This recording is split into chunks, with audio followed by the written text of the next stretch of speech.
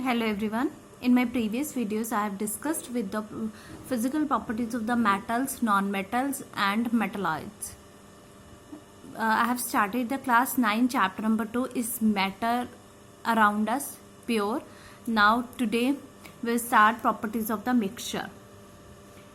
See, a mixture may be a homogeneous or heterogeneous. For example, homogeneous sugar solution and heterogeneous mixture of the sugar and the sand. See, composition of the mixture is variable. For example, iron and the sulfur fillings. They does not have a definite melting or the boiling point. Energy is neither absorbed nor evolved during the formation of a mixture. Mixture can be separated by the simple physical methods. These are the properties of the mixture. Now the properties of the compounds. A compound is made up of the same kind of elements. A compound when formed from a chemical change and then properties are entirely different. For example, when we combine iron and the sulfur, they form the iron sulfide. A compound cannot be separated by the physical means. A compound Compound has a definite molecular formula and a fixed melting and the boiling point. Energy is involved or absorbed when compounds are formed. Compound is a homogeneous mixture. For example, sodium chloride. Now the next topic is the criteria of purity of compounds. Now what is the main criteria of the pure substances are having a fixed melting and the boiling point? See, this is another definition of the solids and the liquid. A solid is said to be pure if it has a sharp melting point. Got it? Sharp melting point. A liquid is said to be pure if it has a fixed boiling point. Got it? In case of the liquids, we are using the boiling point. In case of the solids, we are using melting point. On the basis of new substances formed or not, there are mainly two changes are there. First is the physical change. Second one is the chemical changes. Now, first of all, we will discuss the physical change. Then we will move to the chemical change.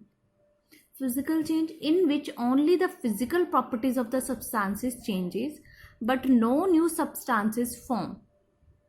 Physical changes are the temporary and hence can be easily reversed. For example, melting of the ice to form water and freezing of the water to form ice, boiling of the water to form steam and condensation of the steam to form a water, preparing of the salt solution, breaking of a glass tumbler, glowing of an electric bulb, melting of the ice cream, knitting of the wool into the sweaters. Got it? Now the chemical changes in which new substances are formed.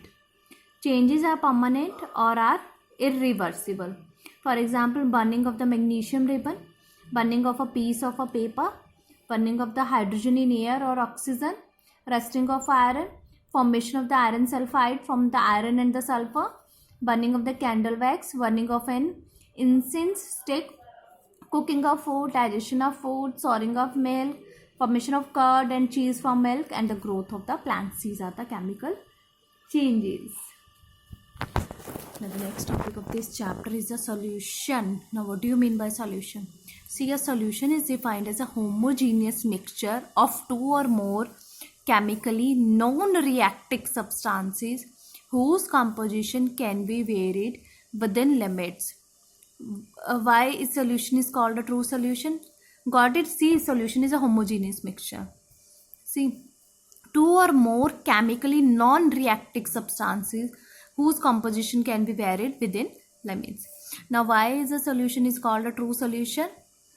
See, the particles of the solute are thoroughly mixed with the water. That is why it is called the true solution. It is mainly of two types, aqueous solution and the non-aqueous solution. Aqueous solution where the water acts as solvent, and the non-aqueous solution where other than the water any other liquid acts as a solvent. Now the components of the solution, main two components of the solutions are there, solute and the solvent. They both together form the solution. See, solute, the component that dissolved, it is present in the lesser amount.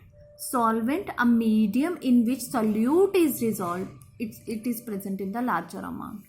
Now the types of the solution, mainly three types of solution are there: solid solution, liquid solution, and the gaseous solution. Solid solution means where the solid acts as an solvent, for example alloys, pure gold.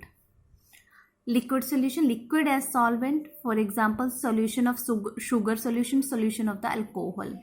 Gases as a solvent, for example clouds, fog, mist.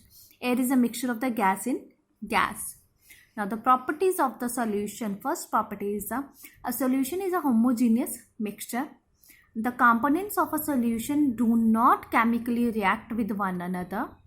The particles of a solution are smaller than in 1 nanometer in diameter, so we cannot be seen by the naked eyes.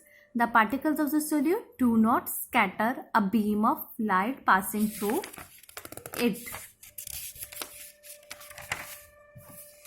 That's all about the properties of the solution, or the how can we calculate the concentration of the solution. Concentration of the solution means amount of the solute divided by the amount of the solution, okay, or amount of the solute divided by the amount of the solvent. By the two methods, first is the mass by the mass percentage method, second one is the mass by volume percentage method. Mass by mass means mass of the solute divided by the mass of the solution into 100. Mass by volume, mass of the solute divided by the volume of the solution is into the 100. Mass of the solution, I already told you, it's a mixture of the solute and the solvent. Mass of the solute plus mass of the solvent. Here is the masses of the solute in grams dissolved in the 100 ml of the solution. Now the third method is the volume by the volume percentage method solution. Volume of the solute in ml, volume of the solution in ml into the 100. Okay, that's all my dear students.